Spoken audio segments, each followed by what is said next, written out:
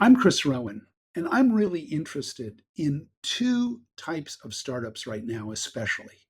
They're both hot, AI startups and deep tech startups, and they're both hard, but they're different. And I want to dig into how they're different and what it means for the prospects and the strategy in these different areas. AI startups live and develop in a jungle. There are so many ideas and so many people chasing those ideas that product differentiation, finding a place in the sun, getting enough traction that you can start to grow, is at the center of the challenge. Sometimes not so hard in terms of fundamental science, but challenging in terms of product market fit and building something that stands out. Sometimes also difficulty in recruiting the strong team that you need because of all of the demand for talent right now. In deep tech, on the other hand, it's life in a desert. Technical feasibility is hard. Not many people can do it. You need more money, more time, more operational discipline. You need to handle uncertainty in this desperate search for the water that it takes to build these things. You still have classic startup demands like you need to keep an eye on where you're going to satisfy the customer focus. You need to know when to pivot and how to balance proving the technical feasibility and building the whole product that really satisfies a specific customer's complete product needs so they can deploy it. But let's look at how the dynamics of these two work.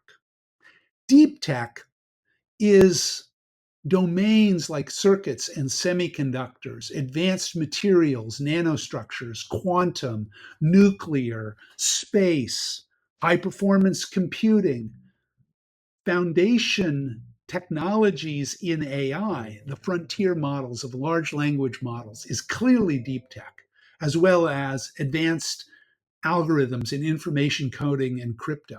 They share common characteristics: a deep scientific basis. They rely heavily on technical expertise.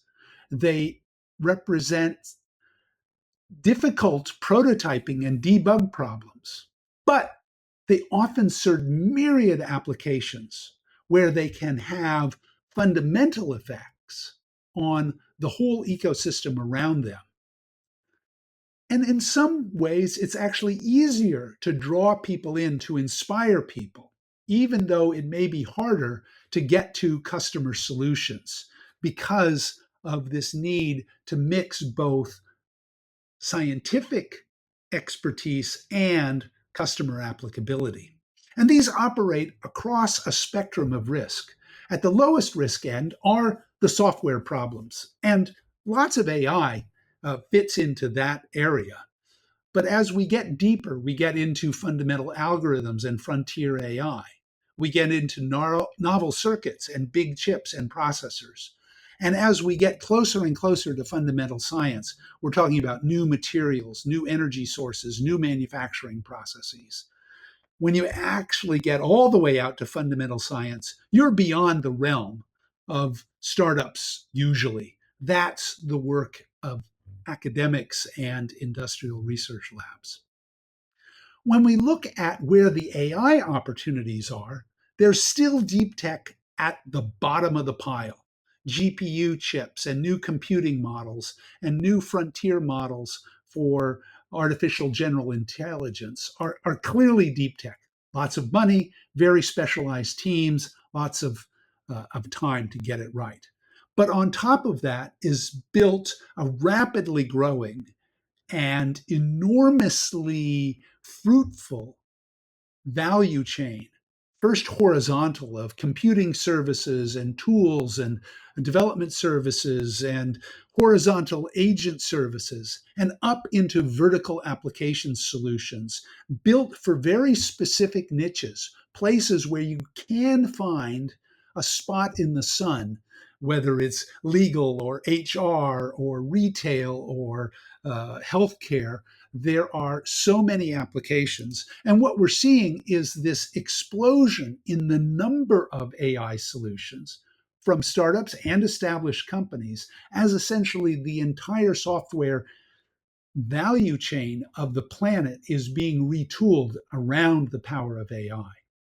So these are the very interesting real problems that I spend my time thinking about. And I've built a new intensive startup bootcamp course for entrepreneurs and those interested in the heavy duty entrepreneurship of deep tech and AI and related fields. It's 15 live sessions, deep lectures, expert interviews, stories from the front lines, and my experience as 15 years as a tech CEO. It runs in November into December, and I encourage you to take a look at the course website and consider registering. Thanks.